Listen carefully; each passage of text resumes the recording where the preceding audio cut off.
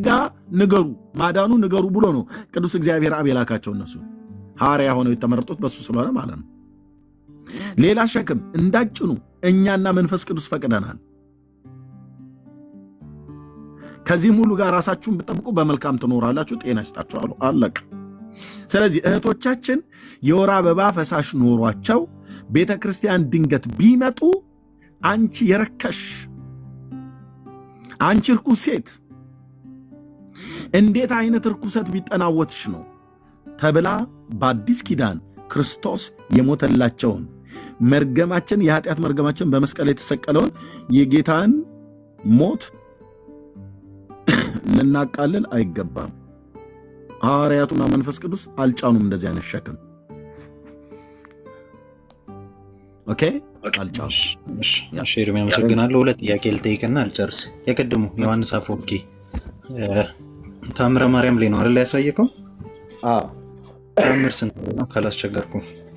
ታምር 48 እኔ ጋር 4 አይነት ታምረ ማርያም ስላለ ቅድም ያነበብኩ ላይ በ1985 ዓ.ም የታተመው ታምር 48 በእንተ ዮሐንስ አፈወርቅ። በእንተ ዮሐንስ አፈወርቅ በተለያየ ቦታ ላይ በታዝም ብለህ በእንተ ዮሐንስ አፈወርቅ ብለህ ትይዘው ታገኘዋለህ። በእንተ ዮሐንስ አፈወርቅ ስለ ዮሐንስ አፈወርቅ የሚናገረው ላይ በየትኛውም ታምረ ማርያም ላይ ብትፈልግ ታገኘዋለህ። እሺ አይዋለሁ። አንድ ጥያቄ ልጠይቅህ፣ ያው ፐርሰናል የሆነ ጥያቄ ነው። ኦርቶዶክስ ነበርክ፣ ዲያቆንስ ታገለግል ነበር። ኦርቶዶክስ ነበርክ፣ ዲያቆንስ ታገለግል ነበር። ይሄ ለምሳሌ አሁን ሌላኛው ታምረ ማርያም ነው። በዚህ ላይ አሁን ሄደህ ለማየት ብትፈልግ ማውጫው ላይ እዚህ ማውጫው አካባቢ ላይ በእንተ ዮሐንስ አፈወርቅ ብሎ የሚል ብትፈልግ ለምሳሌ እዚህኛው ማውጫ እዚህ ነው ያለው። ይህን እሁድ መቅድም ከነሀተታው እዚህኛው ላይ ይመስለኝ በዚህ በኋላ ነው። እሺ በኋላ በኩል ነው የሚሆነው። ያው ሊታያል አይደል? እዚህ ይሄ ማውጫው ነው። ማውጫው ላይ ምሳሌ በጣም ትልቅ ነው። አሁን ይሄ 300 ምናምን ነገር ስለሆነ አሁን በዚህ ውስጥ በእንተ ዮሐንስ አፈወርቅ ብለህ ብትል ስትፈልግ ታገኘዋለህ። እሺ እንደዚህ ስትፈልግ የትኛውም ታምረ ማርያምን ትልቁ መጽሐፍ ከሰጡ እዚህ ጋር ማውጫ ላይ በእንተ ዮሐንስ አፈወርቅ ይላል። ቀደም ያሳየን ታሪክ ትንሹ እንትን ላይ ያለው ታምረ ማርያም ላይ አለ። ትንሹ ማለት ባለ ስንቱ? ባለ 64ቱ ላይ ባለ 64ቱ ላይ አይመስለኝም። ባለ 64ቱ እኔ ጋር የለም። ትልቁ ስለሆነ በሙሉ እዚህ ውስጥ ስላለ እኔ ጋር ያለው 4ቱ ትልቁ ነው። ይሄኛው አሁን ባለ 300 ነው። 300 ይጋር ነበር ባለ ነው 360 ማለት ነው። አሁን ይሄንን እመቤታችን ያደረገችው ታምር ከብዙ እጅግ በጥቂቱ ባለ 366 ምዕራፍ የያዘ ነው። ይሄኛው 366 ባለ 415 አለኝ፣ ባለ 211 አለኝ፣ ባለ 111 አለኝ። አሁን ይሄኛው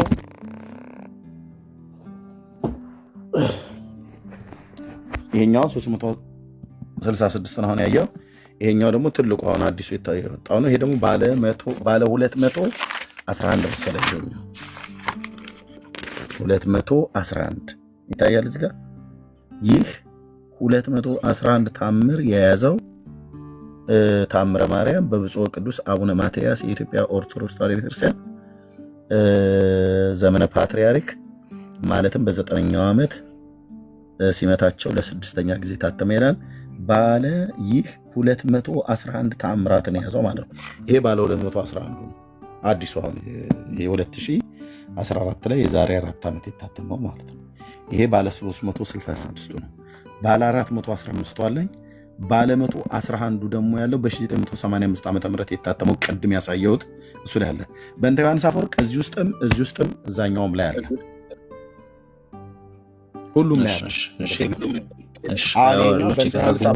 ለዚህኛው ላይ በእንተ ዮሐንስ አፈወርቅ መጨረሻው ላይ ነው ያደረጉት። 200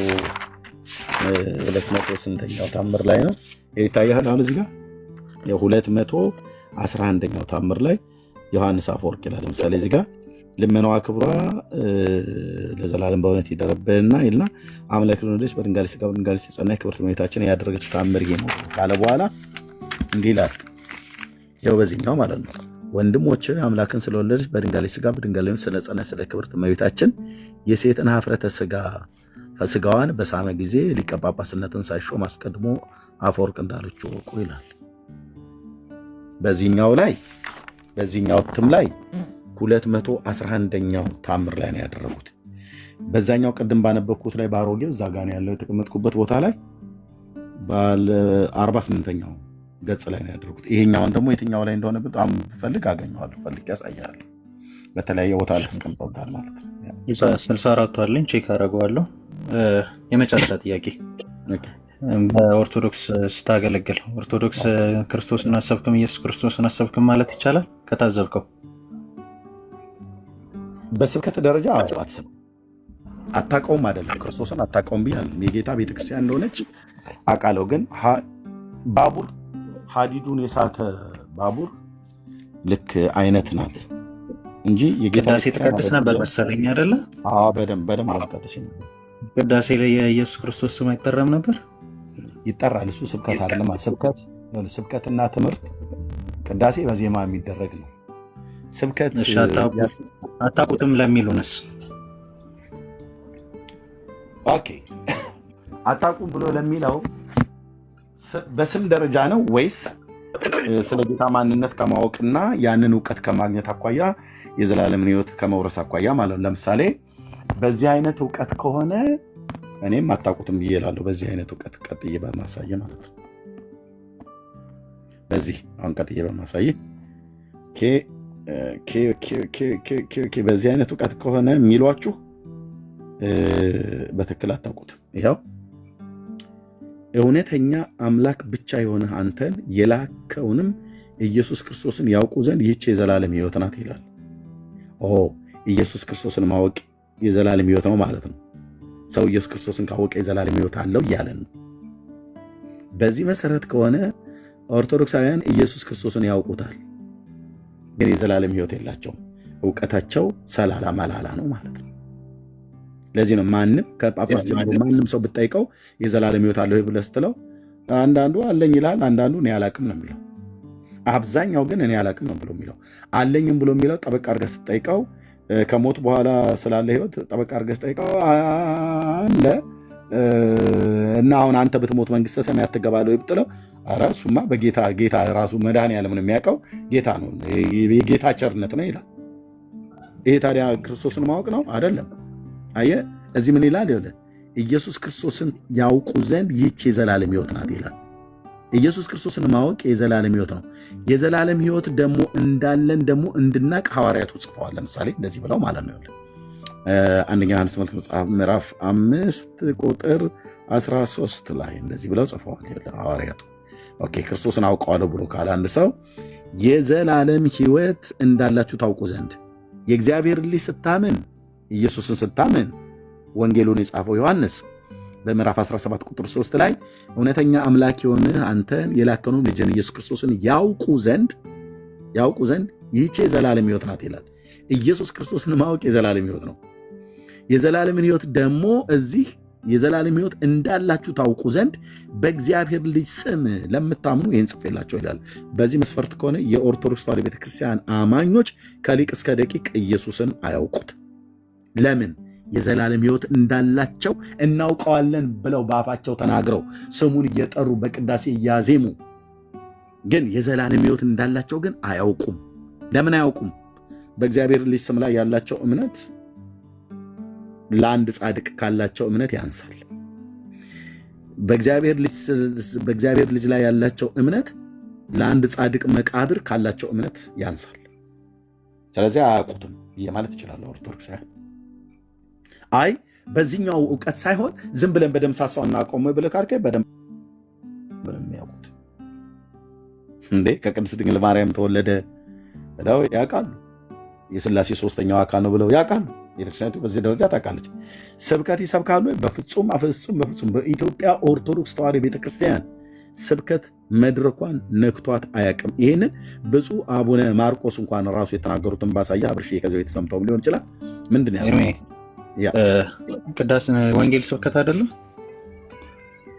ምን ማለት ወንጌል ማለት እንዴት? ይሄ ወንጌል በቅዳሴ የሚነበበ ነው? ኖ ስብከት አይደለም። ወንጌል የተነበበው ወንጌል ተነበበ። ያ የተነበበው ወንጌል አልተብራራም፣ በምሳሌ ተደግፎ አልተሰበከም። ስብከትና ትምህርት ይለያያል አብርሽ። ስብከትና ንባብ ይለያያል። አነበብክ ማለት ሰበክ ማለት አይደለም። ወይ ደግሞ ስለ ጌታ ከመጽሐፍ ቅዱስ የተውጣጣ አንዳንድ በዜማ ያሉ ነገሮችን አዜምክ ማለት ስብከት አይደለም። ስብከት ካነበብክ በኋላ በእግዚአብሔር መንፈስ ቅዱስ በብዙ ምሳሌ፣ ለምሳሌ ቆይ መጽሐፍ መክብብ መጽሐፍ ምዕራፍ መክብብ የታለ? መክብብ ሶሎሞን ምዕራፍ 12 ቁጥር 9 ይመስለኛል አልሳሳት። አዎ ጌታዬ ስም ይባረክ። ሰባኪው ጠቢብ ስለሆነ ለሕዝቡ እውቀትን አስተማረ። ጠቢብ ስለሆነ ሰባኪው የሚሰብከው ሰባኪው ጠቢብ ስለሆነ ብዙ እውቀት ለሰው አስተማረ። ብዙ እውቀትን አስተማረ። እርሱ ሰባኪው ብዙ ምሳሌዎችን መረመረና ፈላለገ፣ አስማማ። ብዙ ምሳሌዎችን መረመረና ፈላለገ፣ አስማማ። ቃለ እግዚአብሔርን ኃይለ ቃሉ ያለበትን ክፍል ዋናውን ክፍል ታነባለህ። ካነበብክ በኋላ በብዙ ምሳሌዎች ጭምር የእግዚአብሔርን ቃል ለሕዝቡ ትሰብካለህ ማለት ነው። በመንፈስ ቅዱስ ኃይል ማለት ነው። ለምሳሌ አንዱን ጀግናውን ሰባኪ ላሳይህ። ጀግናውን ሰባኪ ስመጥር ፋና ወጊ የሆነ ሰባኪያችንን ላሳይህ። የጌታ የእግዚአብሔር መንፈስ በእኔ ላይ ነው፣ ለድሆችን የምሥራችን እሰብክ ዘንድ እግዚአብሔር ቀብቶኛል እና ልባቸው የተሰበረውን ጠግን ዘንድ ለተማረኩትም ነፃነትን ለታሰሩትም መፈታትን እናገር ዘንድ ልኮኛል። የተወደደችውን የእግዚአብሔርን ዓመት አምላካችን የሚበቀልበትን ቀን እናገር ዘንድ ለሚያለቅሱ ሁሉ አጽናና ዘንድ እግዚአብሔር ለክብሩ የተከላቸው የጽድቅ ዛፎች እንዲባሉ ለጽዮን አልቃሾችን አድርግላቸው ዘንድ በአመድ ፈንታ አክሊልን በለቅሶም ፈንታ የደስታ ዘይትን በሐዘን መንፈስ ፈንታ የምስጋና መጎናጸፊያ እሰጣቸው ዘንድ ልኮኛል። ሰባኪው ምን ይላል? የእግዚአብሔር ልጅ ኢየሱስ መሲሁ ለእሱ ነው የተነገረው። የጌታ መንፈስ በእኔ ላይ ነው ብሎ ነው የጀመረው። ሰባኪ የእግዚአብሔር መንፈስ በእሱ ላይ ሊኖር ይገባል። በመጀመሪያ በስጋ ሙቀት ተነስቶ የሚሰበክ አይደለም። ኢየሱስ መጽሐፉን ስለሚያውቀው ብቻ አይደለም። የጌታ በቃ ለእግዚአብሔር መንፈስ ሪኮግናይዝ አድርጓል። መሺያ ስለሆነ በእግዚአብሔር የተቀባ ማለት ነው። መሺያ ማለት መሺያ ስለሆነ በእግዚአብሔር የተቀባ ስለሆነ እግዚአብሔርም ይላል። እግዚአብሔርም ቴንኪው መንፈስ ቅዱስ ለዘላለም ስም ይባረክ። የአባቶች አምላክ ምዕራፍ 10 ቁጥር 38 እግዚአብሔርም የናዝሬቱን ኢየሱስን በመንፈስ ቅዱስ እግዚአብሔርም የናዝሬቱን ኢየሱስን በመንፈስ ቅዱስ በኃይል ቀባው። ይሄ ማለት ነው መሺያው በእግዚአብሔር የተቀባ ነው ማለት ነው። እሱስ መልካም እያደረገ ለዲያብሎስም የተገዙትን ሁሉ እየፈወሰ ዞረ፣ እግዚአብሔርም ከእሱ ጋር ነበር ይላል። ሃሌሉያ። አየህ፣ የእግዚአብሔርን ቃል የምስራችን እሰብክ ዘንድ የጌታ እግዚአብሔር መንፈስ በእኔ ላይ ነው፣ ለድሆች የምስራችን እሰብክ ዘንድ ቀብቶኛል አደለ ያለው ኢሳይያስ 61 ላይ ቀደም። ኦኬ፣ የተቀባው የአብ ልጅ የቤተ ክርስቲያን ራስ የሆነ ሲሰብክ ምን አደረገ? በብዙ ምሳሌዎች ነበር ይነግራቸው ነበር። አየህ፣ የጌታ እግዚአብሔር መንፈስ በእኔ ላይ ነው፣ ለድሆች የምስራችን እሰብክ ዘንድ ቀብቶኛል። እግዚአብሔር ቀብቶኛል አለ። ልባቸው የተሰበረውን እጠግን ዘንድ የእግዚአብሔርን መንግሥት እሰብክ ዘንድ ቀብቶኛል። በመንፈስ ቅዱስ የተቀቡ ሰዎች ወይ ደግሞ የእግዚአብሔር መንፈስ በእነሱ ላይ ያሉ ሰዎች የእግዚአብሔርን ቃል በብዙ ምሳሌ፣ በብዙ መረዳት፣ በብዙ ጥበብ ይሰብካሉ። ለዚህ ነው አፌን በምሳሌ ከፍታለሁ ብሎ ኢየሱስ ክርስቶስ በምሳሌ ነው የተናገራቸው። ለምሳሌ ማርቆስ ወንጌል መጽሐፍ ምዕራፍ 12 ማርቆስ 12 ላይ እንደዚህ አላቸው። በምሳሌም ይነግራቸው ጀመር። እንዴ ይህ ምሳሌ ሲናገር ደቀ መዛሙርቱ ከስሩ የነበሩት አብርሽዬ እነ ጴጥሮስ ህዝቡ ዞር ሲል እነሱ ጠጋ ይሉና መምህር ሆይ ለምን በምሳሌ ትናገራለህ? ለምን በግልጥ አትናገርም? ብለው ይሉታል። አንዳንዴም ደግሞ ይቀርቡና የምሳሌውን ትርጉም ፍታልን ብለው ይሉታል። ለምሳሌ ቆይ ቴንኪው የኔ ጌታ እኔ አባት በውስጣችን ስለምትናገረን ድምፅህን ስለምንሰማ እንደዚህ አለ። በዚያን ቀን ከቤት ወጥቶ በባህር አጠገብ ተቀመጠ። እርሱም በታንኳ ገብቶ እስኪቀመጥ ድረስ ብዙ ሕዝብ ወደ እርሱ ተሰበሰቡ። ሕዝቡ ሙሉ ወደ ወደቡ ቆመው ነበር። በምሳሌም ወይ ጉድ አያስብልም። ሰባኪው ጠቢብ ስለሆነ ኢየሱስ ጥበብ ነው። ራሱ ጠቢብ ብቻ አይደለም፣ ራሱ ጥበብ ነው። ስለሆነ በምሳሌም ብዙ ነገራቸው፣ እንዲህም አላቸው፣ እነሆ ዘሪ ዘርን ሊዘራ ወጣ።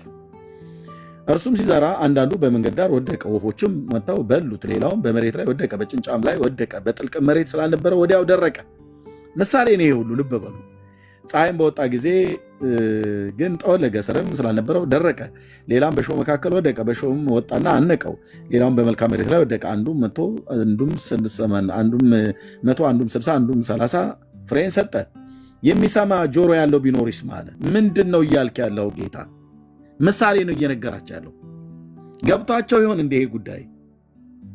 አልገባቸውም። አጠገቡ ለነበሩት ለደቀ መዛሙርቱ ራሱ አልገባቸውም። ምሳሌው መብራራት አለበት። ከዛ ደቀ መዛሙርቱም ቀርበው ስለምን በምሳሌ ትነግራቸዋለህ አሉት። እነ ጴጥሮስ ማለት ነው። ለምንድን ነው ግን በምሳሌ የምትነግራቸው? ዝም ብለህ አሰብክም እንዴ? ምሳሌ ለምን? በጣም ይቅርታ ስልክ እየተደወለልኝ ነው፣ አላቋርጥም ብዬ ነው ትምህርትን። አመሰግናለሁ። ያ የእኔ ግምት ነው። ቤተክርስቲያን እንደዛ ብላ ላስተማረችኝ። እኔ ገና ተራ ምዕመን ለማወቅ ጥረት እያረኩኝ ያለው ነው። እኔ ጃጅመንት ነው ያልኩትን በቤተክርስቲያን እንዳትወስዱ። እኔ ግን ባየሁት እንትን ባልኩት ግን ጉባኤት ላይ አንድ ጥቅስ ይነሳና እሱን ያብራራሉ፣ ያስተምራሉ። ጉባኤ ባለበት ሁሉ የኔ ምስክርነት ነው። አመሰግናለሁ። እግዚአብሔር ያክብርልኝ። መረጃውን ይዤ እመጣለሁ። ችግር የለም።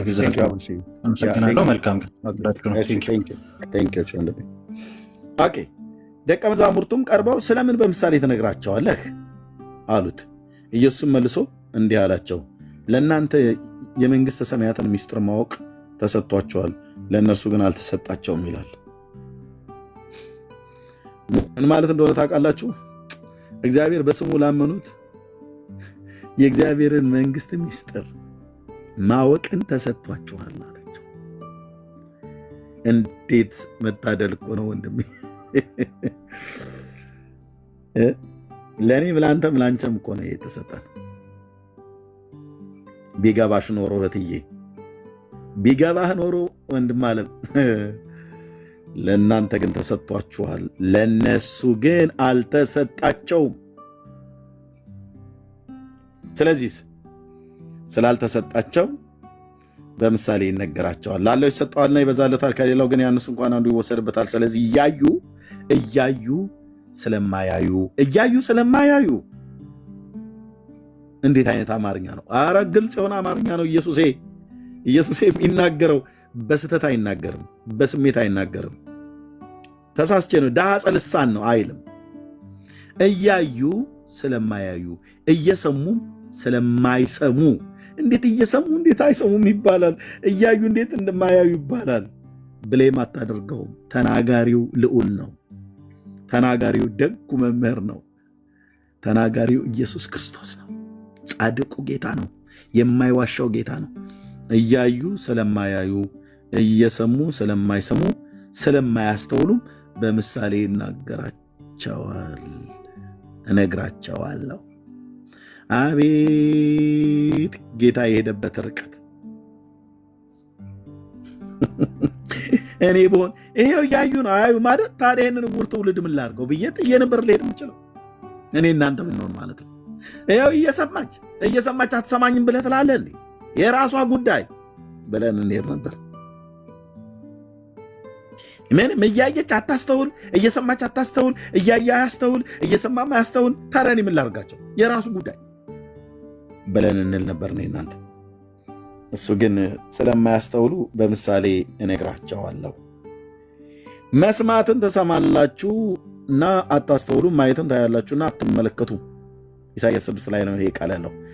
በዓይናቸውም እንዳያዩ በጆሮአቸውም እንዳይሰሙ በልባቸውም እንዳያስተውሉ ተመልሰው እንዳልፈውሳቸው የዚህን ልብ ጆሮ የዚህን ሕዝብ ልብ ደንድኗል፣ ጆሮአቸውም ደንቁሯል፣ ዓይናቸውም ጨፍኗል የሚል የኢሳይያስ ትንቢት በእነሱ ላይ ይፈጸማል። እናንተ ግን አማኞቹ እነ ጴጥሮስ መረብህን ጥለህ የተከተልከኝ ያዕቆብ፣ ዮሐንስ እየሰማኸኝ ነው? እናንተ ግን ዓይኖቻችሁ ስለሚያዩ ጆሮአችሁም ስለሚሰሙ ብፁዓን ናችሁ። እውነት እላችኋለሁ ብዙዎች ነቢያትና ጻድቃን የምታዩትን ሊያዩ ተመኝተው አላዩ። የምታዩትን ምን ነበር የሚያዩት እነሱ? ዛጋ ኢየሱስን እኔን ሊያዩ እየተመኙ አላዩም አላቸው። ለምን? ዘመን ከለከላቸው። የዘመናቸው ቁጥር አጭር ሆነ፣ በሞት ተጠሩ። ኢሳይያስ ትንቢት ተናግሮ ዘመኑ በሞት ተያዘ ማለት ነው። ሞት ከለከላቸው።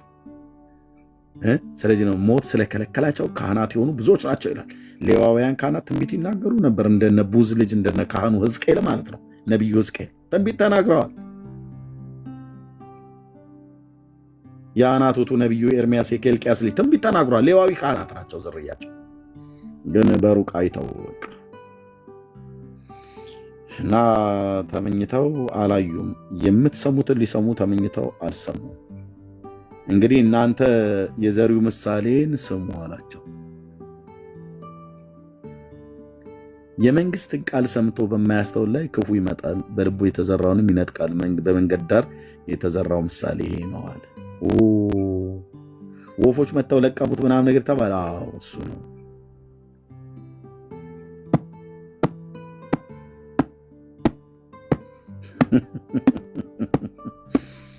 በጭንጫ ላይ የተዘራው ይህንን ቃል ሰምቶ ወዲያው በደስታ የሚቀበለው ነው። እግዚአብሔርን ቃል ሲሰሙ በደስታ የሚቀበሉ ነገር ግን ለጊዜው እንጂ በእርሱ ስር የለውም። በቃሉ ምክንያት መከራ ወይንም ስደት በሆነ ጊዜ ወዲያው ይሰናከላሉ። አርፈሽ ተቀመጪ አንቺ ዝም ብለሽ የምትንቀዠቀዡ ተብላ ስትባል ቤት ውስጥ ምንድነው ሁሉ ቀን ደግሞ ኢየሱስ ጌታ ነው፣ ክብር ለጌታ ይሁን ምናምን ነገር እያልሽ በበሴ ይህን መጽሐፍ እያልሽ ዝም ብለሽ እዚህ የምትገልጩን አቁሚ፣ ዘጊ። ይህን ጥቁር መጽሐፍ ይዘሽ ዝም ብለሽ መዞር አይበቃሽም? አንቺ አይበቃ ተብሎ ሲባሉ ስለ እሱ የሚመጣውን መከራና ስደት ለመቀበል በትንሹ ሳሳሳል ማለት ነው። ወዲያው ይሰናከላል። በእሾህ መካከል የተዘራው ይህ ቃሉን የሚሰማ ነው።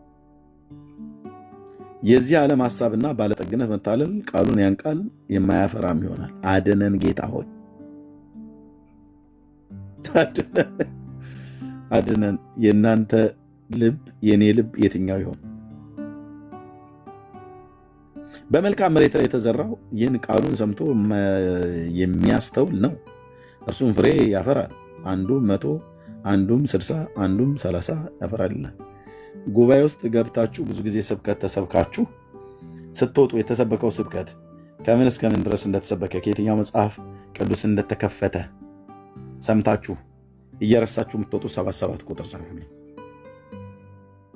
ዛሬ ምን ተሰበከ ተብላችሁ ስትባሉ፣ እውነተኛው ነው የእግዚአብሔር ልጆች፣ ዛሬ ምን ተሰበከ ተብላችሁ ስትባሉ ማስታወስ እስከማትችሉ ድረስ እኔ እንጃ አፌ ላይ እኮ ነበረ ቃሉ ብላችሁ የምትሉ 77 ቁጥር ጻፉ።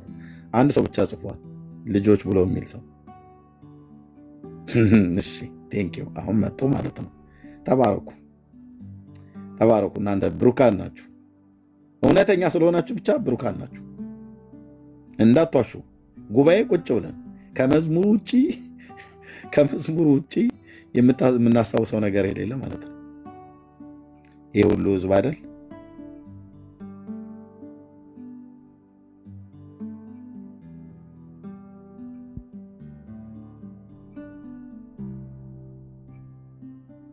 ቃሉን ሰምቶ የማያስተውል አስታውሰኝ እስቲ ምናምን ብለህ እንኳን ስትለው እስኪ ንገረን፣ ዛሬ ቸርች የተሰበከው ምን ነበረ?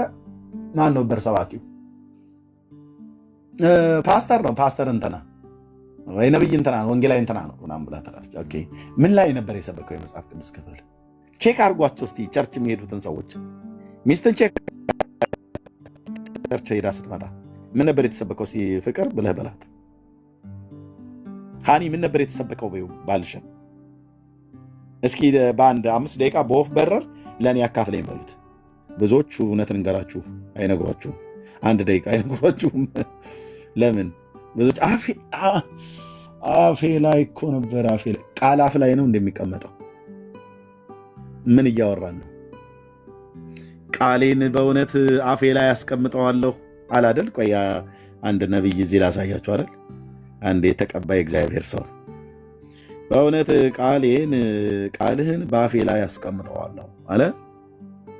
ጎልማሳ መንገዱን በምን ያነጻል? ቃልህን በመጠበቅ ነው። እሺ በፍጹም ልቤ የፈለግኩ ከትእዛዝህ አታርቀኝ።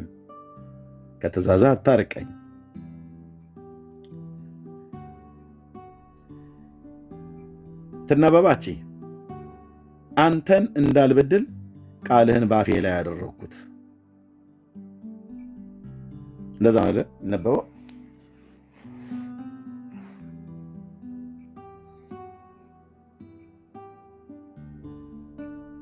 እንደዛ ነው የሚነበበው። ይሄ ወንድሞች እንደዛ ትክክል ነው ያነበብኩት። አንተን እንዳልበድል ቃልህን በአፌ ላይ ሰወርኩት።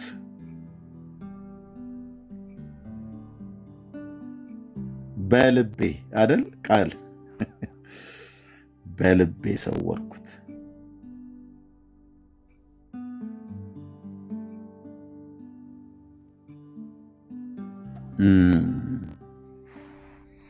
እና እንዴት ነበረ እህትዬ? እንደምን ነበር የተሰበከው? አፌ ላይ እኮ ነው ቃሉን አፉ ላይ የሚያስቀምጥ ትውልድ።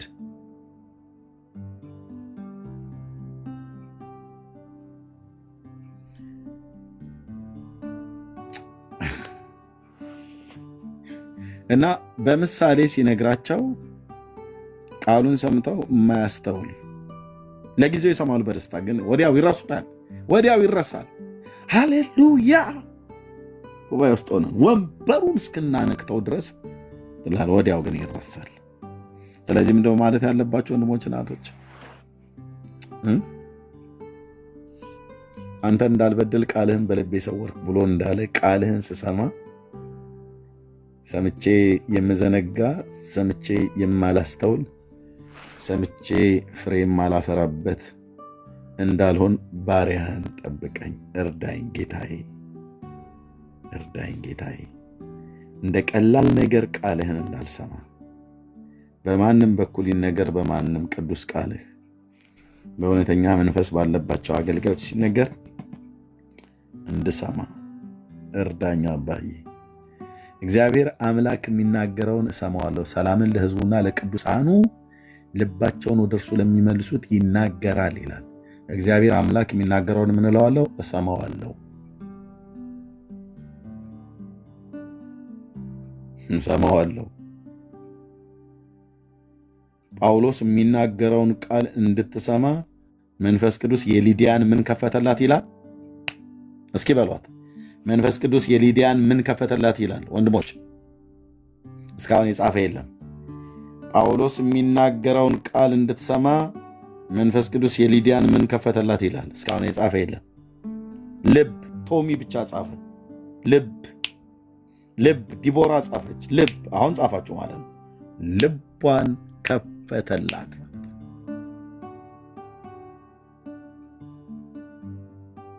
ስንት ሰው ወደ እግዚአብሔር ቤት ሲሄድ ልቤን ክፈትልኝ ቃልህን እንድሰማ የሊዲያ ልብ እንደከፈትክ መጽሐፍትን እንዳስተውል አይምሯቸውን ከፈተላቸው ተብሎ እንደተጻፈ አይምሮዬና ልቦናዬ ለቃል የተከፈተ ይሆን። የሰማሁትን የምዘነጋ የሰማሁትን ማላስተውል እንዳልሆን እንዳስተውል እርዳኝ ብለን ስንቶች ጸልየን እንሄዳለን።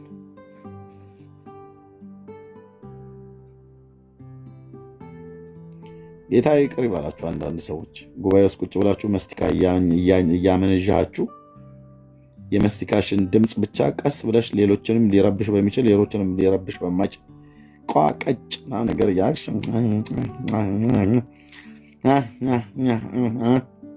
የአፋር ግመል ይመስል ዝም ብሎ ማመንዠክ ጉባኤ ውስጥ ቁጭ ብሎ እኔ እውነቴን ነው የምልህ። እንደዛ አይነት ስንት ጊዜ ነው ተጣልቻለሁ አልኩሽ። አውጡ ብዬ ማለት ነው ከመድረክ ላይ ቆሜ። እንዴት አይነት እኮ ነገር እንደሆነ እኮ ተውኝ እህቶቼና ወንድሞቼ፣ መንፈሴን ነው የሚያበሳጩት አልኩ። በቃ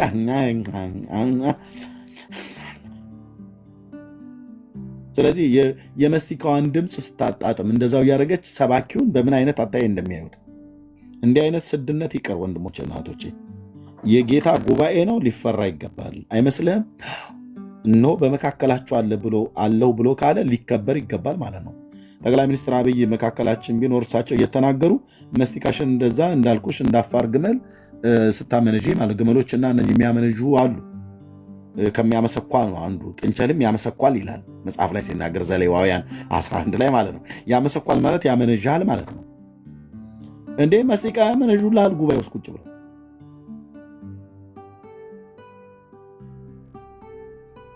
በዚህ ደግሞ ተላላፊዎቹ የአገልጋይ ሚስቶች ነን ብለው የሚሉ ነው። አንቺ ስርዓት ትይዣለሽ አትይዥም? የፓስተሩ ሚስት እንዲያርጓል ብሎ ምእመኑ ሁሉ ጭምር እንዲያርግ ማለት ነው። ከሌ ብሳና ይነቅዛሉ ብሎ እንደጠየቀው እንደኛ ሀገር ሰው ማለት ነው። ከዛፎች መካከል ብዙ ዛፎች አሉ እና ብሳና የሚባለውን ዛፍ ከሌ ብሳና ይነቅዛል እንዲህ ብሎ አለው። እንሳ ለዛፎች ሁሉ መንቀዝን ያስተማረ ማን ነው ብሎ የሚል ማለት ነው።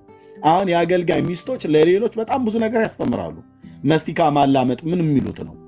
የእግዚአብሔር ቃል ይሰበካል። ሰባኪው ምን እንዳለ አንዴ ወደ ጎን ትዞራለች ታኝካለች፣ አንዴ ወደ ግራ ትዞራለች ታኝካለች። ባልፈልጋ ነው እንዳንላት የአራት ልጆች እናት ነች።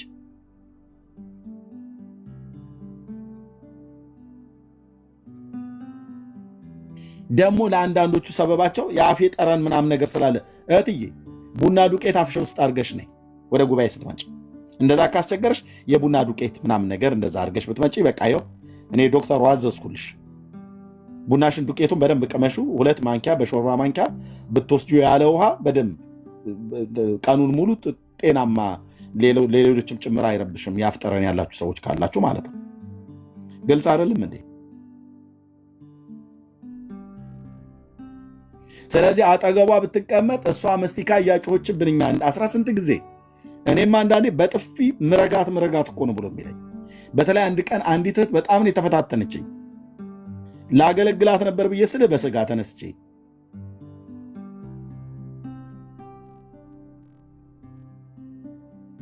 እንዴ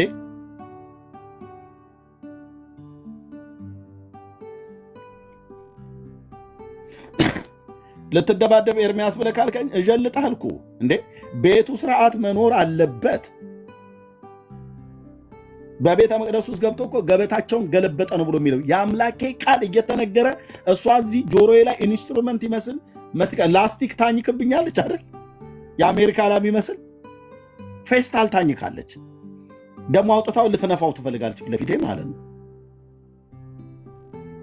የገላግላት ነበር ስልህ ስርዓት መኖር አለበት። ጊዜ ወስደን ልናመልክ የአምላካችንን ቃል ልንሰማ ነው።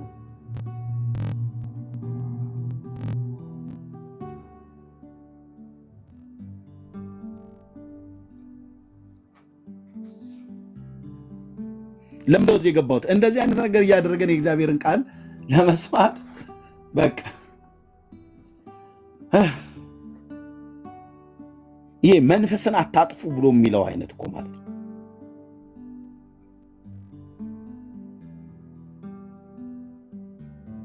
ወደ ቸርች ልትሄድ ስትል ነው ሱቅ ላይ ትሄድና ካላትም በገንዘብ ከሌላትም ሸምሱ እስኪ አንድ ጦር ትላለች።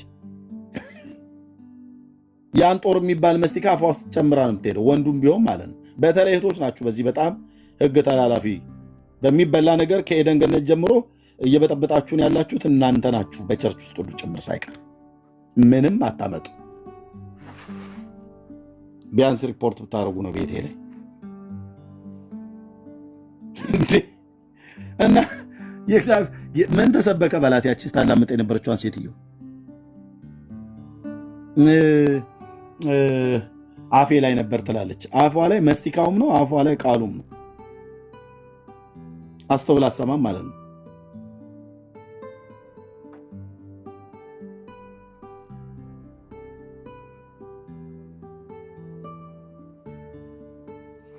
እኔማ አንድ ቀን ሀገራዊ ጦርነት ይለያል ብዬ ነበር። ቸርች ውስጥ ሀገር ቤት በነበርኩ ሳ ላይ ፓስተሮቼ ሁሉ ያውቁኛል አልኩ። በእውነት እንደዚህ እኔ ይቅርታ አድርግልኝ፣ ይህን ቋንቋ ከተጠቀምኩት ካሳዘናችሁ በጣም ይቅርታ። እኔ እንደዚህ ዘልዛላ ክርስቲያን አልወድም። ቆፍጠን ያለ በቃ ትኖራለህ፣ ለጌታ መኖር ነው። ካልኖረ ዳር ያዝ፣ ጥግ ጥግህን ያዝ። ከኖርሽ ኑሪለት። ጠቅላይ ሚኒስትር አብይ ጉባኤያችን ላይ መጥተው ንግግር ቢያደርጉ ያቺ የምታላምጠው ሴትዮ እንደዛ አታደርግም። ምናልባትም እንደዛ ብታደርግ የሀገሪቱን ጠቅላይ ሚኒስትር ክብር አልጠበቀችም ብለው ጋርዶቹ መጥተው አንጠልጥለው ወፌ ላላ ሊሰቅሏት ይችላሉ።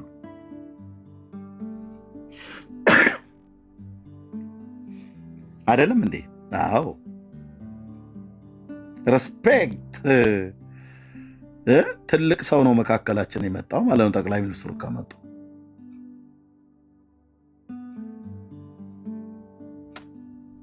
ጳጳሱ እየተናገሩ እያሉ መስቲካ ፊት ለፊት የምታኘው ኦርቶዶክስ አይታለች? የለችም፣ አትኖርም። ያው እንደዚሁ አንዳንድ ባለጌዎች ካልሆኑ በስተቀር ማለት ነው። ታዲያ ጌታ የጳጳሱና የጠቅላይ ሚኒስትሩን ያህል የፓስተሩን ያህል አይከበርም?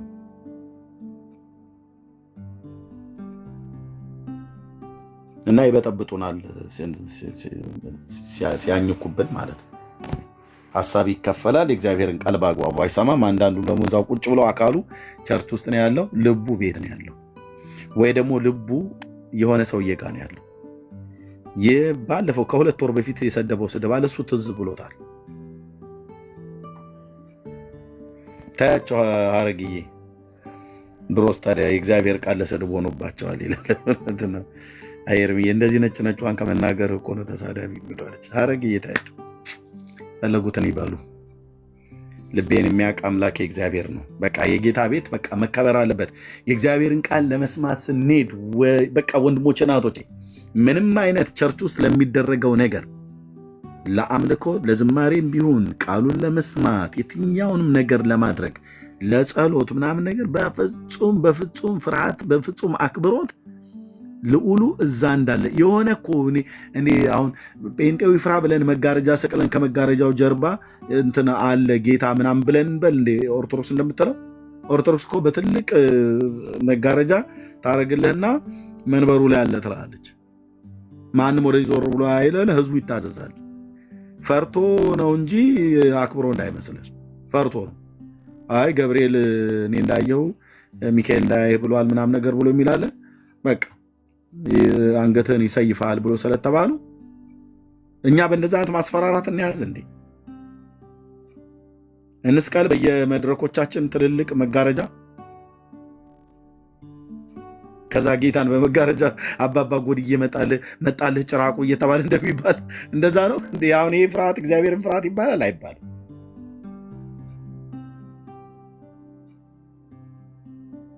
ደግሞ ያ እንደዛ ሆነን እኮ እነሆ በመካከል 2 3 ሆናችሁ በስሜ በተሰባሰቡበት በመካከላችሁ አለው ብለዋል ብሎ የሚለውን ጥቅስ ያቺው ሴትዮ ጠቅሰዋል። ወይ ያው መስቲካ የሚያላምጠው ሰውዬ ይጠቅሰዋል ጉባኤ ውስጥ።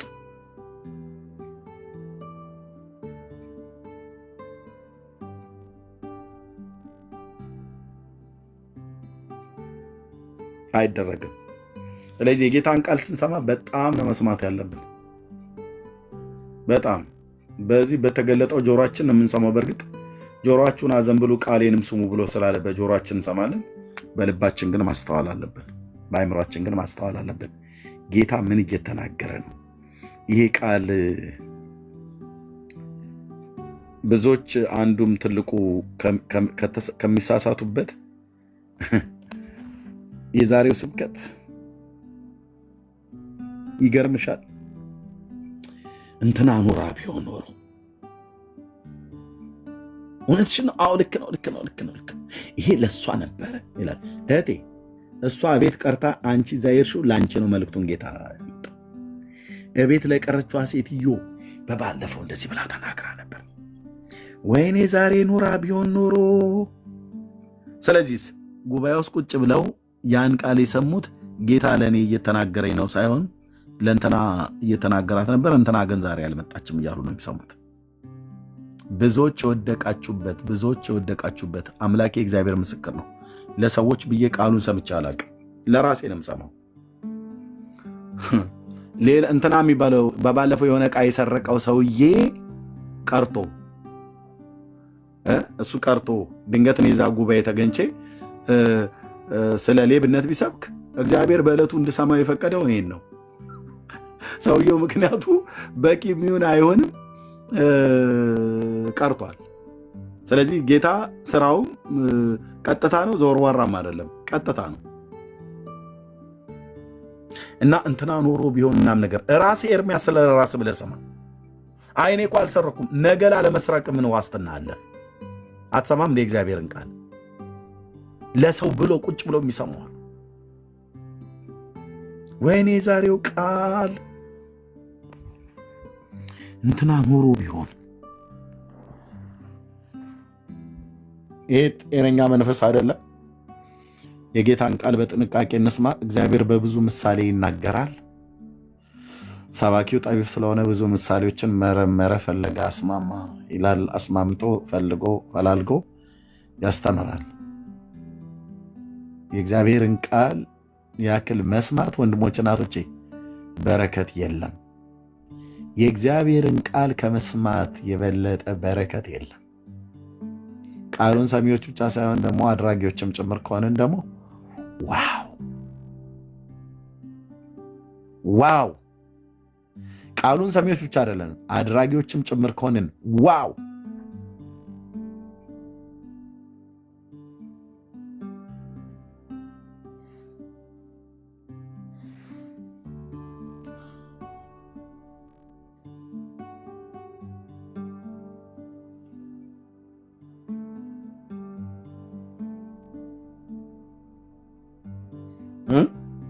ዋው!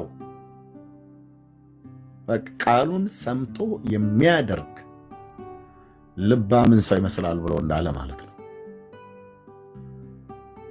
ኧረ እኔ ኤርሚ እኮ እኔን ለመታዘዝ ፈልግ ነበረ። እስኪ ሌላውን ተውት፣ መቼም ከባድ ነው፣ ግን ከባድ ነው። ሲቼክ እንደረግ በጣም ብዙ ጊዜ ለማድረግ እየፈለግን ያላደረግነው፣ ማድረግም እየቻለን ያላደረግነው። ለምሳሌ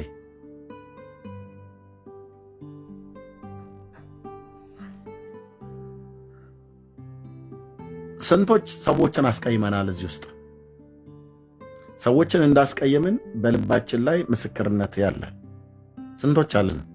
ሰዎችን ያስቀየምን።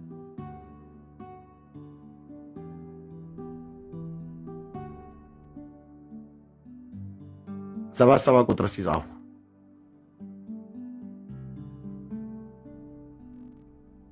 ዮዮ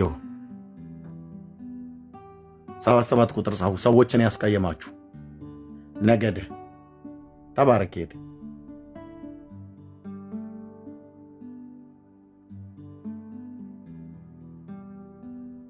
ተባረኩ። ብዙዎቻችሁ እያየሁ ነው።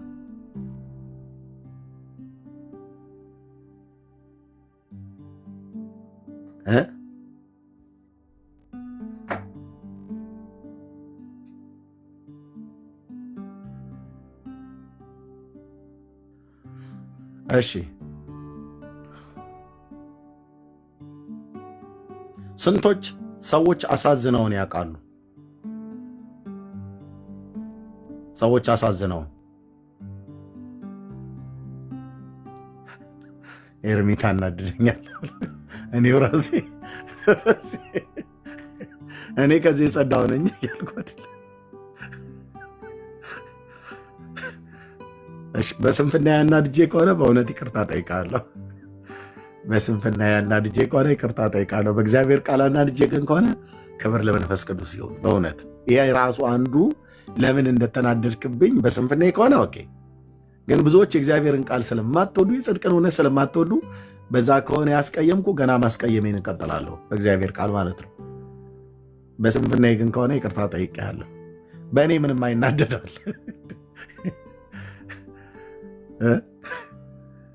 እሺ በስንፍና በእውነት በድካሜና በስንፍና ያሳዝኘ ከሆነ ይቅርታ ጠይቃለሁ።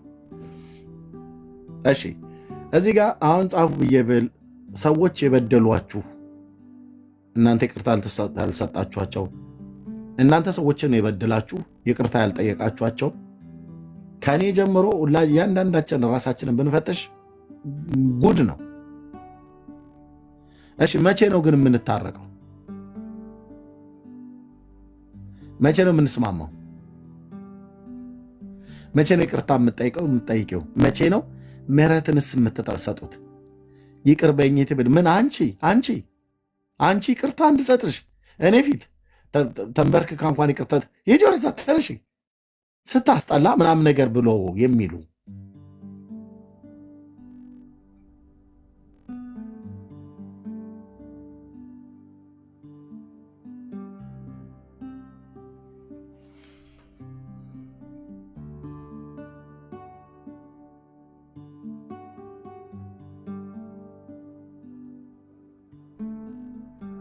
በቃ እንጀምር። እሺ የተጣላችኋቸውን ሰዎች ታረቋቸው። ስትታረቁ ግን በእውነት ነው መታረቅ ያለባችሁ። በእውነት እኔ በውሸት መታረቅ የሚባል ነገር አይሆነልኝም። እውነቷን እቅጯን ተነጋግረን በቃ ጌታ ይባረክ። እሱ ነው አርነት የሚያወጣው። ካልሆነስ አደባብሰብ ትታረቅ እንደ ሙጀሌ እንትኑ ምንድነው ሰንኩፉ አልተነቀለም ይባላል። በሚቀጥለው ጊዜ ያገረሽብሃል ስታየው ከመሲ ጋር እሺ መስዬ እንዴት ነሽ የኔ ሆድ የኔ አንጀት የኔ አይን የኔ አፍንጫ ምናምን ነገር ብዬ በውሸት እሷም ልክ እንደዚሁ ብላ ኤርሚዬ እባክህ የኔ ምትራም ከሁለት ሳምንት በኋላ እንኳን አይቆይም። ወዲያው ባየኋት ሰዓት ወይ ባየችኝ ሰዓት ያገረሽባታል ወይ ያገረሽብኛል እንደሚባለው ማለት ነው። ለምን ሰንኮፉ አልተናቀለ? በእውነተኝነት ላይ በተመሰረተ አይደለም እርቅ የተደረገው ምህረት የተሰጠው ወይ ይቅርታ የተጠይቀው። አንዳንዱ ያስታውቅበታል። ይቅርታ እንኳ ሲጠይቀሽ ሶሪ በቃ ሶሪ ያልኩሽ አይደል እንዴ? ሶሪ ነው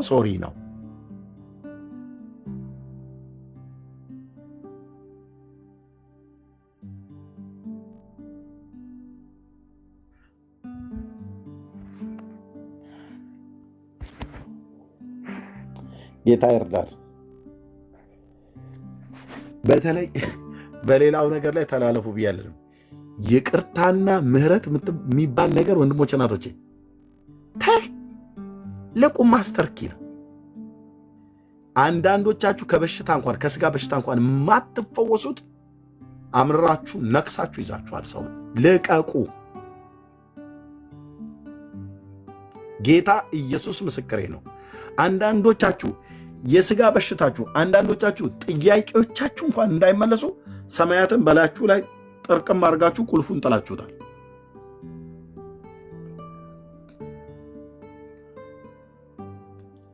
ምህረት አታረጊም፣ ስለ ትዳር ትጸልያለሽ። ይቅርታ አትጠይቂም፣ ልጆች ስጠኝ ብለሽ ትያለሽ። ያቺ ደግሞ እዛ ታለቅስብሻለች፣ እያለቀሰችብህ ነው። ምህረት አታረግም፣ ማይክ ለመያዝ እና መድረክ ላይ ለመዘመር ወይ እንደኔ ለመስበክ ትሯሯጣለህ።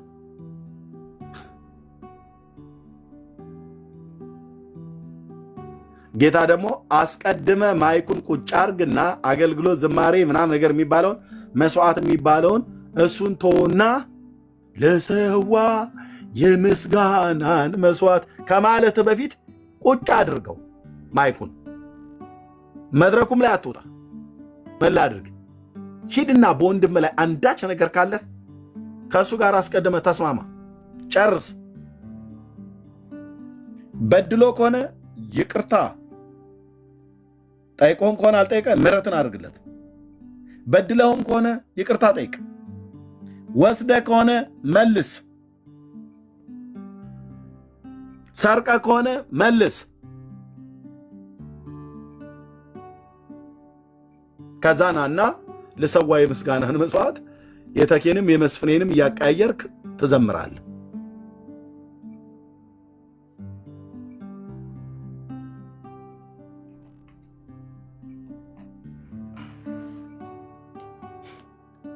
ሰው ይቅር ሳይባባል በቤቱ መዝሙር ይከፍታል። ለእንጉርጉሮና ብለህ ካልክ መብት ነው። ሰው ይቅር ሳይባባል ስብከት ለመስበክ ይወጣል፣ ዲቤት ለማድረግ ይወጣል።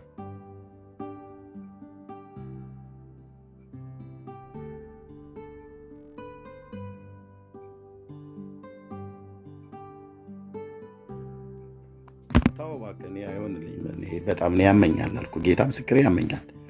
እኔ አንዳች ነገር በዳንዬ ላይ ቢኖር በቃ ያመኛል። ደውዬ ከዳንዬ ጋር እነጋገራለሁ። በቃ ምን በወጣኝ ተሸክሜ የምጠበሰው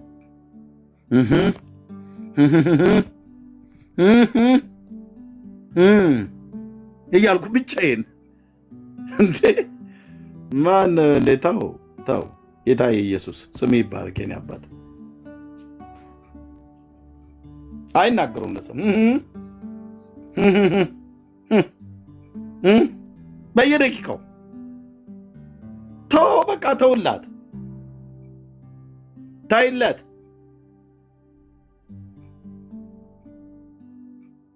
ይቅር በሉ ይቅርም ትባላላችሁ። በቃ ቃሉ እንግዲህ ጌታ ኢየሱስ እንግዲህ ያው በቃ ብሎታል። ግን እኛ እኮ በቃ ምንም አናኝከውም። ቃሉን መዋጥ ነው። ኢየሱስ ነው ያለው። ኢየሱስ አይደለም ጳውሎስስ ብሎ ቢል ምን ልናመጣ? ጳውሎስን ብሌም ልታረግ ነው? አንችልም።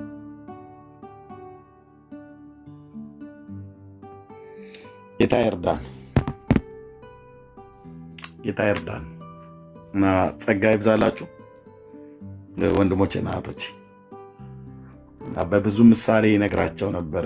የመንግስትን ሰማያትን ማወቅ ለእናንተ ተሰጥቷችኋል ብዙ አላቸው እና ተባረኩ። ቅዱስ ቃሉን ማንበብ ማሰላሰል እንድኖረው እርዳኝ ጌታዬ ሆይ።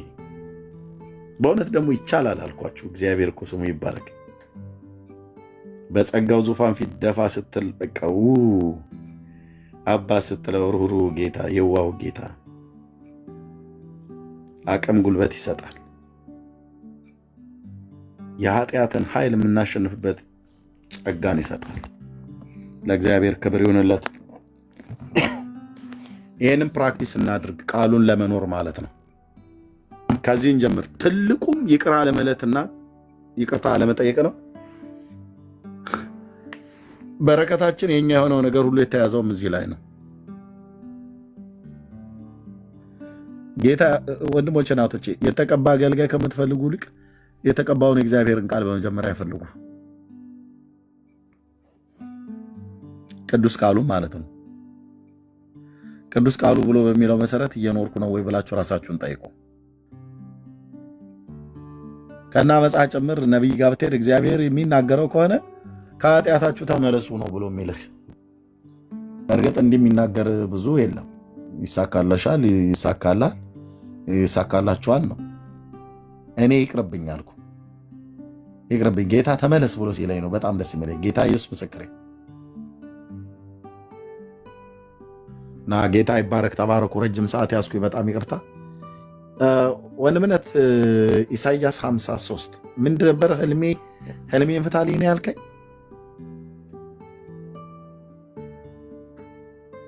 ኢሳይያስ 53 ድምፅህ ሩቅ ነው እንጂ ይሰማል። ድምፅህ ሩቅ ነው። ድምፅህ ሩቅ ነው። ሩቅ ነው አይደል? አይሰማም።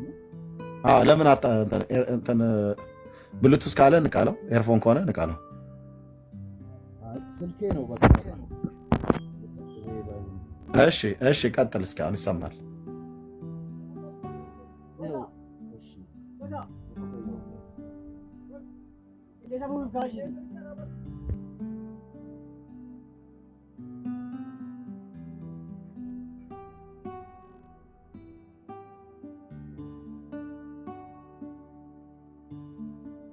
ሚዩት አደረግከው።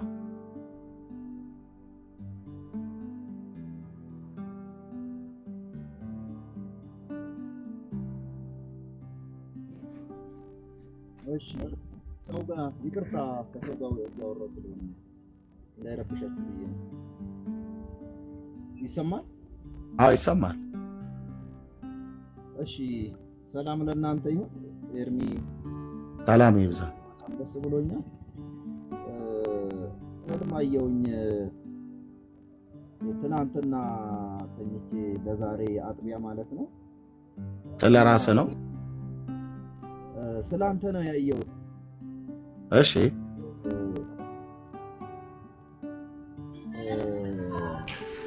በጉባኤ ስታስተምር እንዲህ ፑልቢት ፊት ለፊት ቆመ ካፖርት ነገር ለብሰሃል፣ እርሳሳማ ከለር ስካርብ።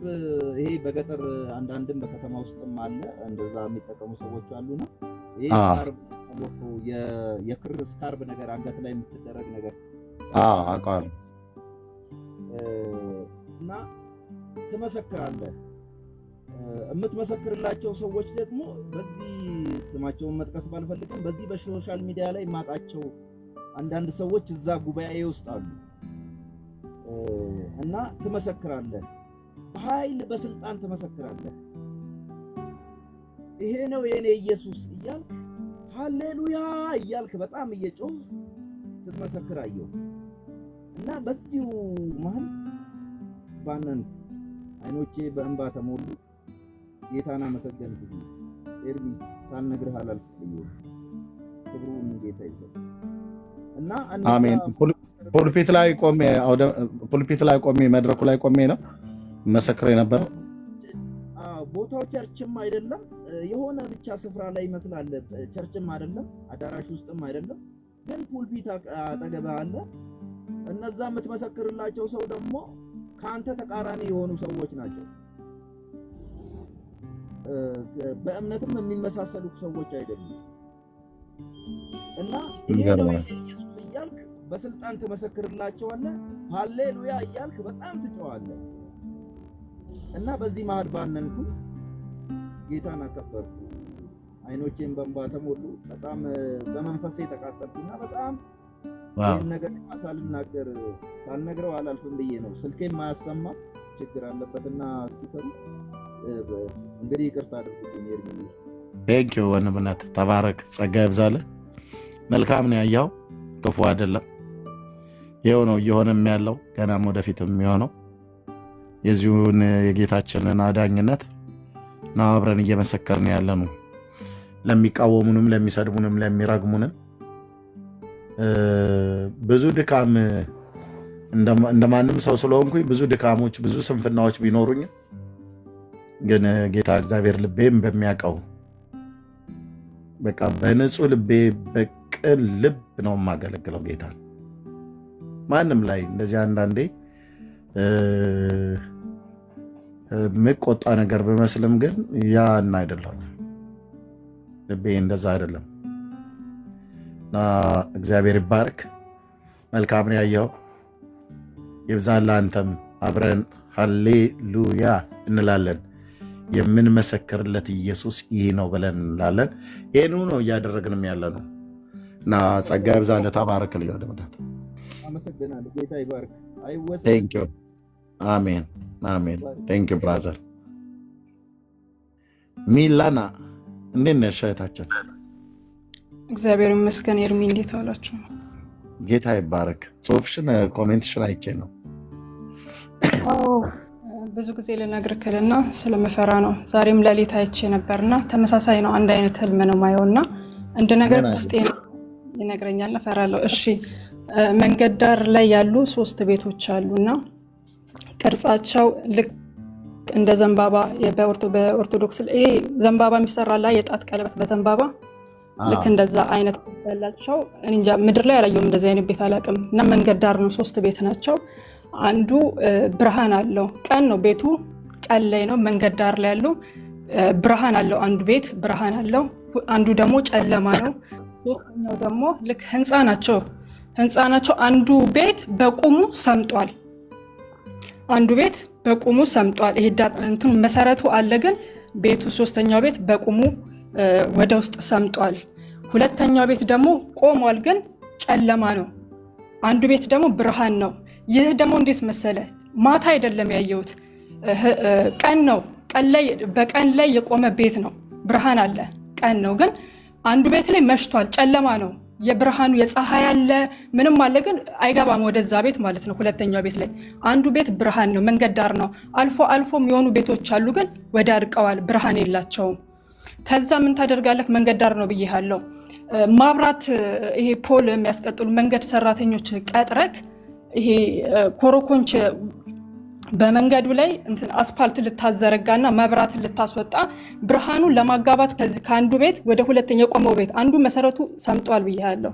እንዴት ነው የኦርቶዶክስ ቤተክርስቲያን ጉልላት አለ አይደል? እንደዛ ስምጥ ያለ ሶስተኛው ቤት ማለት ነው ሰምጧል። መሰረቱ ቆሟል ግን ሰምጧል። ሁለተኛው ቤት ሙሉ ጨለማ ነው። ቀን ነው ብያለሁ ግን የቀኑ ብርሃን ወደ ቤት ውስጥ አልገባም። አንዱ ደግሞ የቀኑ የፀሐይ ብርሃን ሳይሆን ሙሉ ቤቱ ብርሃን ነው ቆሟል። እና አንተ ምን ታደርጋለህ? ይሄ አስፓልት ልታሰራ መንገዱን ተጠርጎ እንትን አልብሰዋል።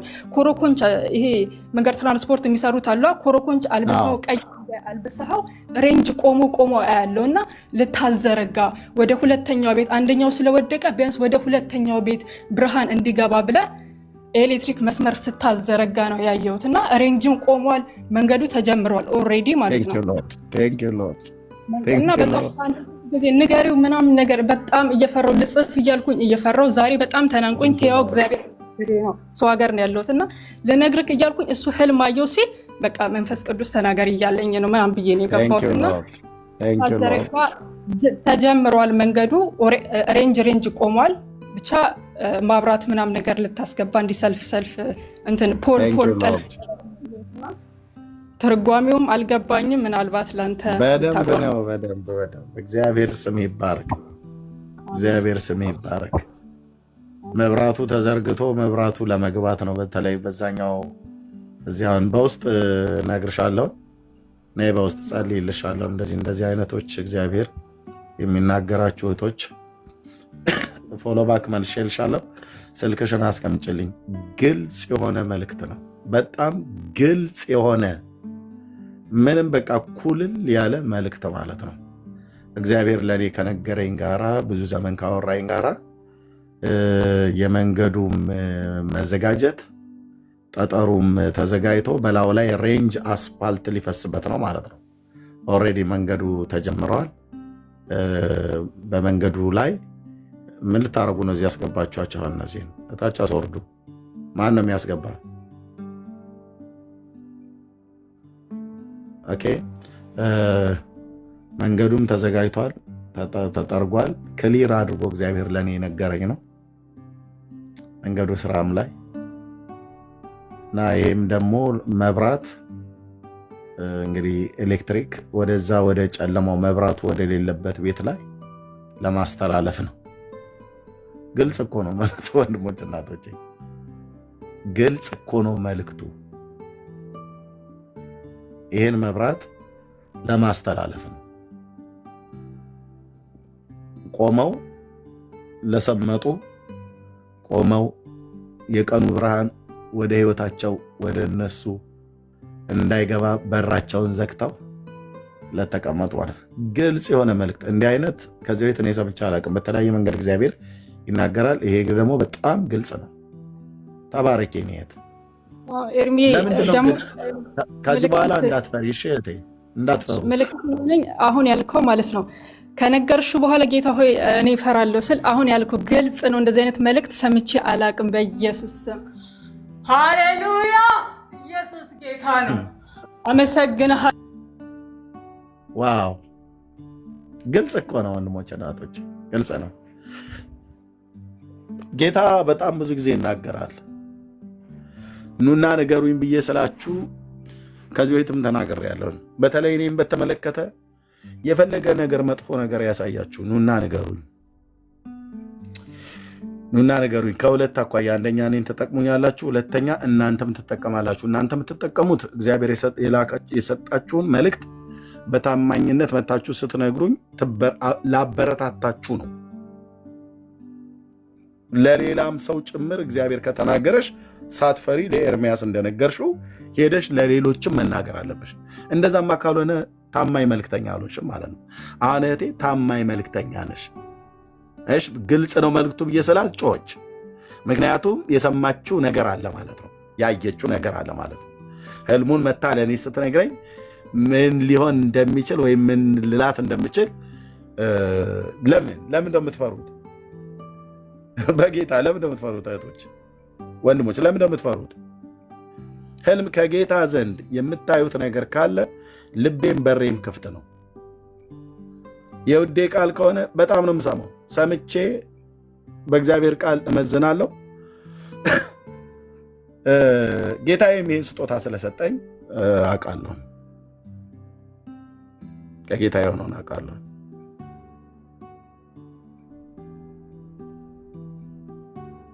እና ፕሊስ እንዳትፈሩ። በዚህ ላበረታታችሁ። ዳንዬ ቤቱ እንዳይዘጋበት ይቆይ ከሆነ ድምፅ ያሰማ ካልሆነ እንትላለን። አትፍሩ እህቶችና ወንድሞች፣ እሺ አትፍሩ። እግዚአብሔር ይናገራል ጌታ እና ግልጽ የሆነ መልእክት ነው። ፍንጥው ያለ መልእክት ማለት ነው። ምንም ትርጉም አያስፈልገው። ዞር ዋራ አይደለም። በቁማቸው የሰመጡ በቁማቸው መብራታቸው የጠፋ ጨለማ ያዋጣቸው ድቅድቅ ጨለማ ውስጥ ነው ያለ ነው ይላሉ፣ ግን ቆመዋል እኮ። ድቅድቅ ጨለማ ውስጥ ነን ይላሉ። አንድ ራእይ ከዚህ በፊት ተናግሬያለሁኝ፣ ጌታ ያሳየ ማለት ነው።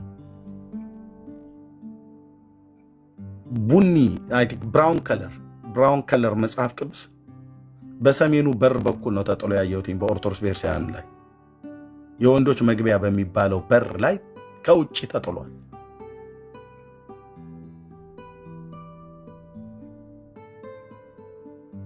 ስንት ሰው ያስታውሳል? ይህን መልእክት ስናገር ከዚህ በፊት ፐብሊክ ላይ ተናግሬዋለሁ።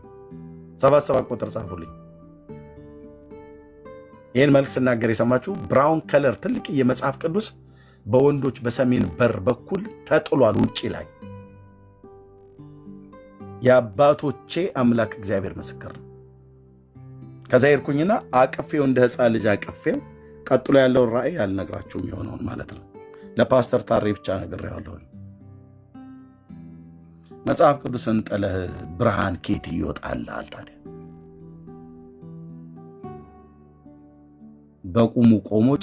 በቁሙ ጨለማ ከመዋጥ እግዚአብሔር ያድን።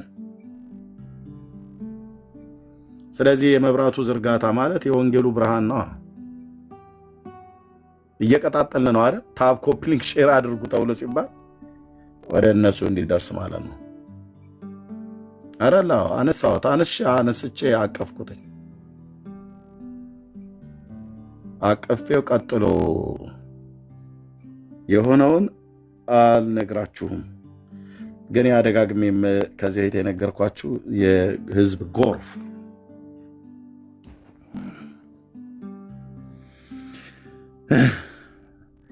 ሰው ያየውን ያህል ነው የሚጮኸው። ያላየው ደግሞ ምንም በቃ ምንድነው አለ በቃ ዝም ብሎ ይሄ ነገር መደጋገም ብሎ ሊል ይችላል።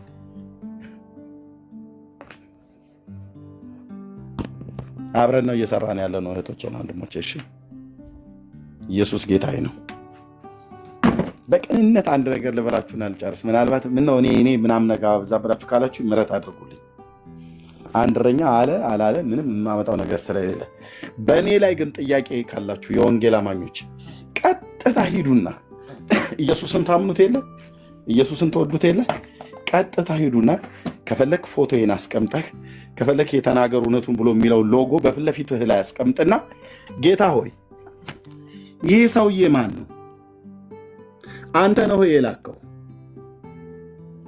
ማን ነው እዚህ ፈቶ የለቀቀብን? ልታስታግስልን ይገባል። አብዝቶታል። ምን ትላለህ ስለዚህ ሰው ብላችሁ እፈቅድላችኋለሁ። ጌታ ኢየሱስ ክርስቶስ ፊት ጠይቅ። ሄድና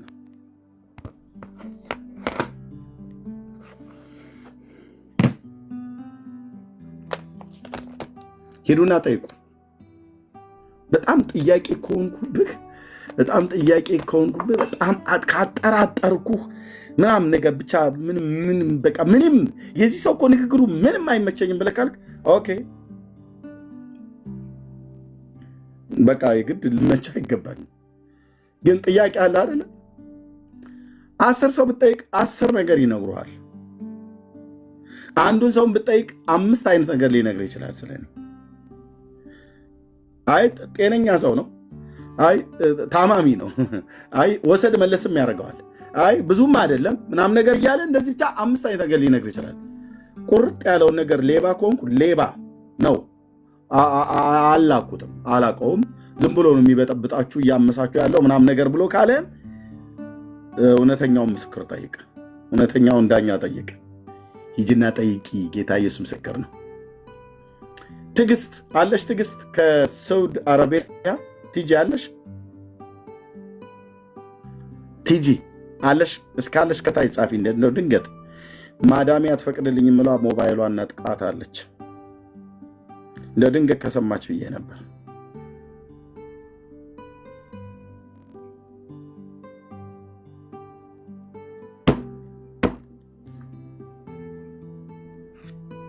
እውነተኛው ነው። እኔ እነኚህን ሰዎች ካገኘው በጣም ነው የምወዳቸው። እውነተኛው ነው። እስካሁን ድረስ ብዙ እየተከታተላችሁ ስለኔ በጣም ጥያቄ ሆንኩባችሁ። ኬት እንደሆንኩ ራሱ በቃ ጥያቄ ሆንኩባችሁ። 77 ቁጥር ጻፉ እስኪ። እወዳችኋለሁ። ጌታዬ ኢየሱስ ምስክር ነው። እኔ ምንም ሊገባኝ አይቻልም ያንተ ነገር ብለን የምትሉ ግን መታችሁ አንዳንድ የምትጋጩ አንዳንድ የምትባርኩ 77 ቁጥር ጻፉልኝ። በእውነት ብሩካን ናችሁ። ጻፉ ያላችሁ እህቶችና ወንድሞች።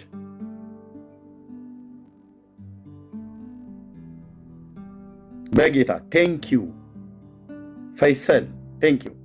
እሺ ፎርጊቭ ቴንኪዩ ተገኒ። ኦኬ እናንተ አሁን በጌታ የምታምኑ ወንድሞች ከሆናችሁ ቀጥታ ሂድና በጸሎት ስፍራ ላይ ተንበርክከህ ከፌስቡክ ላይ ከፈለክ ፎቶዬን አውርደህ ወይ ከዚህ የተናገሩ እውነቱን ሎጎ አለ አይደለ? ሎጎውን ይዘህ ይህ ሰውዬ ማን ነው? ጌታ ኢየሱስ ሆይ ይህ ሰው ማን ነው የላከው? ምንድን ነው እየሰራ ያለው? እኔ ምንም ሊገባኝ አልቻለም ብለህ ቀጥታ ሂድና ኢየሱስ ክርስቶስ ጌታዬን ጠይቀው። ምን እንደሚመልስልህ 100% አይደለም፣ 1000% አይደለም፣ ቃላት ሊገልጠው የሚችል በሱ ላይ መተማመን ስላለኝ ነው። ሂድና ጠይቀው።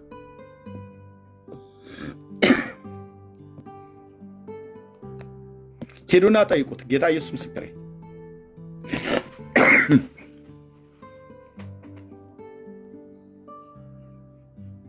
ሂዱና ጠይቁት። ዳኛዬን ዳኛችንን ማለት ነው ንጉሱን ኢየሱስ ክርስቶስ የአብን ልጅ ሂዱና ጠይቁት። ስሜን ጠርታችሁ ኤርሚያስ አይተንፍሶ አበበ እባላለሁ፣ ማን ነው ይሄ ኤርሚያስ የሚባለው ሰው ብላችሁ ጠይቁት። እሱ ብቻ ነው የሚያውቅህ። አንተንም እሱ ብቻ ነው የሚያውቅህ። አንቺንም እሱ ብቻ ነው የሚያውቅሽ። እውነተኛ ምስክር ማለት ነው፣ የማይዋሽ ማለት ነው። አይ ይህን እኮ ቀልዴን ነው ያልኩሽ እኮ ፕራንክ ላደርግሽ ነው ያልኩሽ ብሎ አይልሽም፣ ብሎ አይለኝም። ሌባና አጭበርባሪ ከሆንኩ ሌባ ነው አጭበርባሪ ነው ተጠንቀቁት ብሎ ይልሻል። ከዛ በኋላ እዚህ ድርሽ ማለት የለብሽ። በቃ ይኸው ነው። ስለ ሌሎችም ሰዎች ጥያቄ ከሆነባችሁ በእግዚአብሔር ፊት ይዛችኋቸው ጸልዩ። ማን ይዘው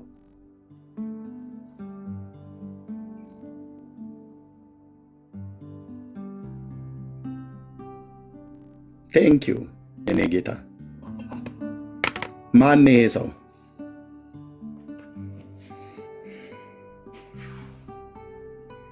ጌታ ነው የሚጠይቀው። የሰውን ሁሉ ልብ የሚያቅሱ ነው። እኔ አሁን መጣ መልእክቱን ስለነገረችኝ ስለተባረከች ስለታችን ስለሚላና ዛሬ ነው አሁን ከሷ የሰማሁት የጌታዬ መልእክት ነው። የኢየሱስ መልእክት ነው። ግልጽ የሆነ መልእክት ነው።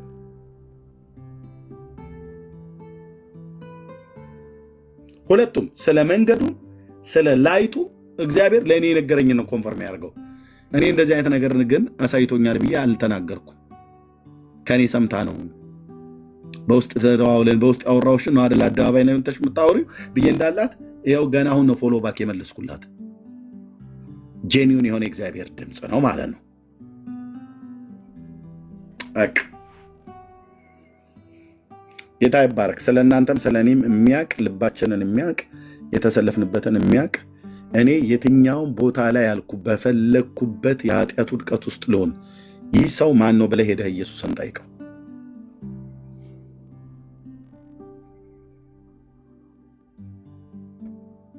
አንድ ሰው ዛሬ መጣና ኤርሚ በጣም አሳዘንከኛል፣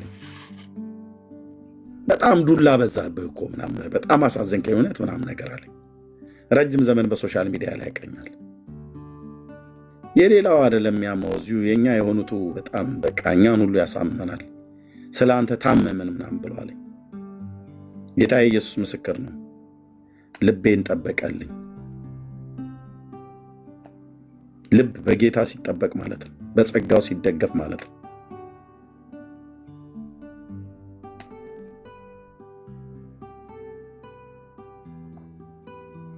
ወንጌሉን ለማስቆም ርብርብ፣ ዱላ፣ ድንጋይ ውርወራ ለትናንት ወዲያ ጌታ በተቀበለች እህት እንኳን የሰማ ነው። ጄኒውን የሆነ መልእክት ነው ያየችው። ይወረውራሉ ኳክሽ ክሽ ለማድረግ ማለት ነው።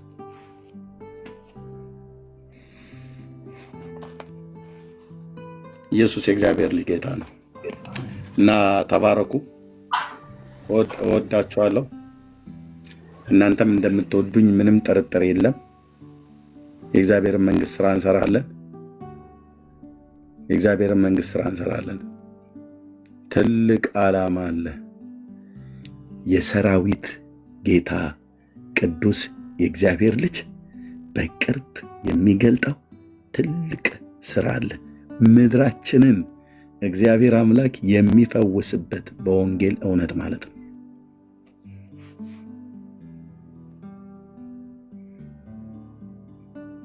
ለምሳሌ አሁን ከመንገዱ ጋር በተገናኘ እህቴ የነገረችኝን ከዛሬ 5 ዓመት በፊት በራእይ ውስጥ ዘማሪ ፓስተር እንዳለ ወልደ ጊዮርጊስን አየዋለሁ። በህልም ውስጥ ማለት ነው። እና ቃል በቃል ከመንገድ ጋር በተገናኘ እሷ አሁን ያወራችኝን አይነት በታላቅ ድምፅ ጮሆ ያወራኛል። በጣም የምንወደው እግዚአብሔር ሰው ነው እንዳለ ወልደ ጊዮርጊስ። ለአንቺም ለእምነትሽ ጽናት እንዲሆንልሽ ነው በግሌ ከአወራኝ ውጪ በሌሎች ሰዎች በኩል እንደዚህ በህልም ውስጥ ያየሁት ማለት ነው።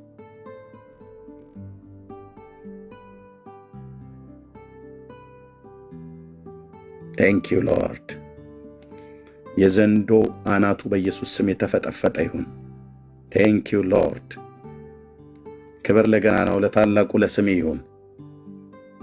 መንገዱ ተዘርግተዋል።